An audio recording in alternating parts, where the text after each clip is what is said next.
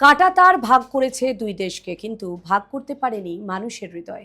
এবার সেই সম্প্রীতির এক অনন্য নজির সৃষ্টি হতে চলেছে দক্ষিণ ত্রিপুরায়। ভারত বাংলাদেশ সীমান্তের বিলোনিয়ার আমজাদনগরে এই প্রথম অনুষ্ঠিত হতে চলেছে জগন্নাথ দেবের রথযাত্রা।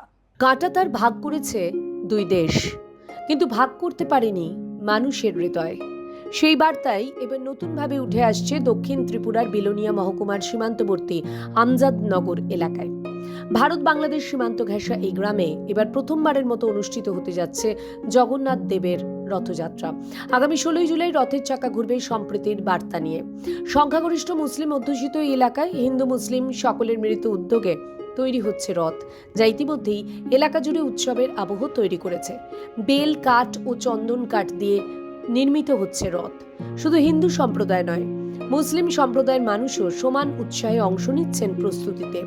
রথযাত্রাকে কেন্দ্র করে গঠন করা হয়েছে সর্বধর্মের একটি কমিটি, যেখানে হিন্দু ও মুসলিম উভয় সম্প্রদায়ের প্রতিনিধিরা একসঙ্গে কাজ করছেন।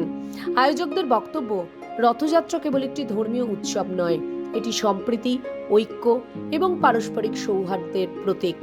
রথের রশিতে একসঙ্গে টান দিয়ে তারা প্রমাণ করতে চান ধর্ম আলাদা হতে পারে, কিন্তু মানুষের মন এক।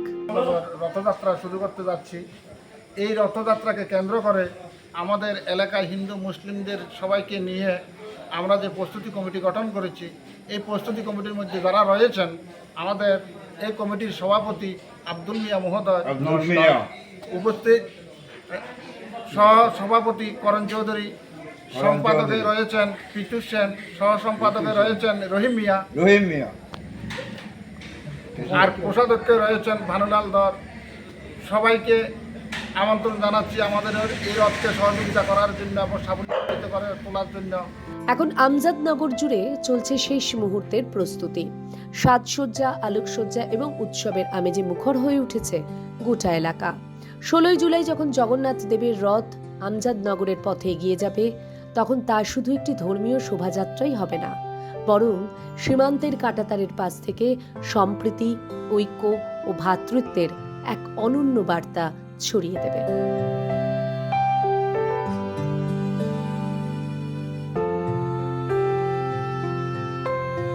ত্রিপুরা থেকে দেবাশিস বসুর রিপোর্ট, সিএন ত্রিপুরা।